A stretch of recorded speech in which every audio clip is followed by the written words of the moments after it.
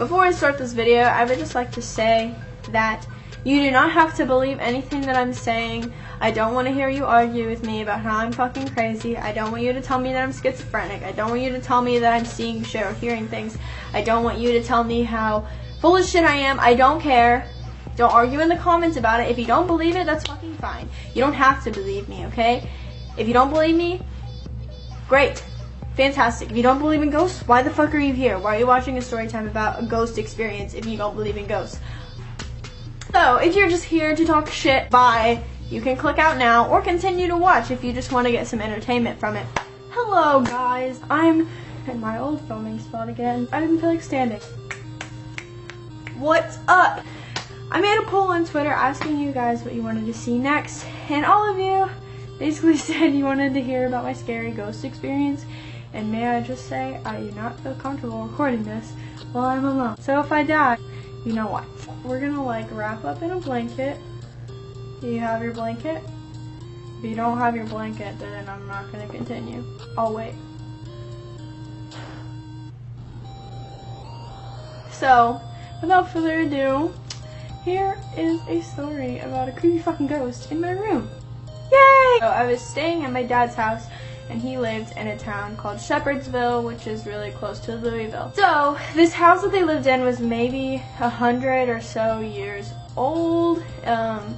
It was like your standard older house. It had like really high ceilings, really nice wood floors, and like big doors and stuff. I hope you know what I'm talking about. It's like paneling that's like intricate and stuff, and it was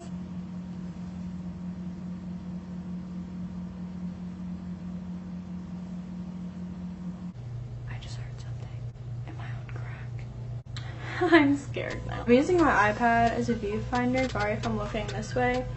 If you don't believe me, what's up, bitches? Upstairs, all the bedrooms were connected somehow. I don't know if it makes sense. Like, in older houses, the upstairs bedrooms would all have doors, like, leading to the other bedroom. Ours was the middle bedroom, so you didn't have to go through our bedroom to go to any of the other rooms, if that makes sense. So we had a little bit more privacy, and that's why we wanted that room. I have about 6 siblings, 3 of which were in the house at the time that this happened, 1 being in the room with me, and the other 2 were asleep downstairs because their bedroom served more as a playroom than a place for them to sleep, because they were younger and they liked watching TV to fall asleep, and they would just sleep in the living room most of the time. I don't know if that's weird, but that's basically how it is. So no one was asleep in the room next to me or the other room next to me. So me being the 15-year-old that I was on Tumblr all night, and it was maybe about 4 in the morning, and I decided that it was time to go to sleep. So I closed my laptop, and all the lights were already off in the room, and I put it next to my bed, and then my sister was on the top bunk, and she was already asleep, and I was facing one of the doors, trying to fall asleep. And then, as I'm trying to fall asleep, guess what I fucking hear? Guess what I fucking hear? Something, or someone, was crying. It sounded muffled. So I was like, what the fuck? And at first, I tried to rationalize it, and I was like, we have a dog, maybe it's the dog making the noise, maybe it's one of the cats. Okay, if you've ever played Left 4 Dead and you've ever heard the witch crying, that's kind of what it sounded like, except without like the like, you know what I'm fucking talking about.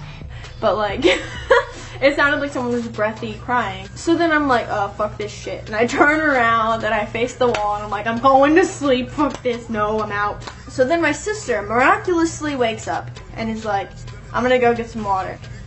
Okay. So she comes back upstairs, and then I was like, hey, can you turn the light on? And she was like, yeah, why? And I was like, just turn the light on. She turns it on, and there's no animal over by where I was hearing the crying from. Great. Fantastic. I kind of just wrote it off, and I was like, I'm just gonna not think about it anymore. So then the next day, my sister tells me that When she went down to get a glass of water, she saw a shadow run past her on the stairs. Okay, like a week later, my brother claims that he hears someone giggling in the same spot that I heard the crying. Okay, and I didn't really believe anything anyone was saying, but I feel like if you psych yourself out enough, you could think you hear something, or think you see something, or think you remember seeing something, or something of that nature, if that makes sense. I didn't really think about it that much because not very many experiences happened in that house. We've had a history of living in haunted houses. And then 3 months later, my dad decides that he's moving out. So, moving day approaches, and it's just my dad and my stepmom in the house. I'm gonna just put this out there really quickly. My family is not one to fuck with the paranormal or joke about that kind of thing. We are all very strong believers in ghosts, spirits, whatever you want to call them, because we've all experienced them firsthand. We know what we have experienced. I'm not saying anyone else has to believe this. Believe whatever you want, but what I'm telling you is what I have experienced and what my father and my stepmom told me that they experienced. They had just mopped all the floors upstairs, everything was moved out, and my stepmom went downstairs. And then she hears a thud upstairs. Her and my dad were the only people in the house. You know how whenever a person falls, there's like more than one thud? Like instead of like an initial like bang, it's like like, you know what I mean? So she said that she heard that, and she immediately thought someone had broken into the house, or maybe raccoons were in there or something. She didn't know. All she knew is she heard something upstairs, which was currently empty. She grabs my dad from outside, and they go upstairs to the room that was behind the door that I heard crying from. Right in the center of the floor that they had just mopped, there's a bare footprint, just one.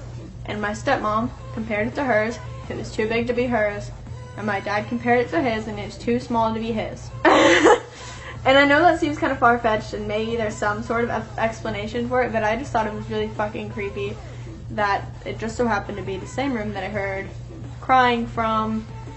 And let's not ever go back there ever again. Okay, thanks. I'm sorry that this probably wasn't as scary as you were hoping, but it was really scary to experience, I promise. Like, I was paralyzed. I have a lot of other ghost-related stories if you guys would like to hear them. A lot of them are a lot scarier. I was thinking about stories that I often tell people in real life, and that is one of them. Thank you guys for watching. I hope you at least kind of enjoyed this video. I love you all very much. Thank you for your love and support and watching me and sticking with me throughout all of my fucking craziness. I love you all so much.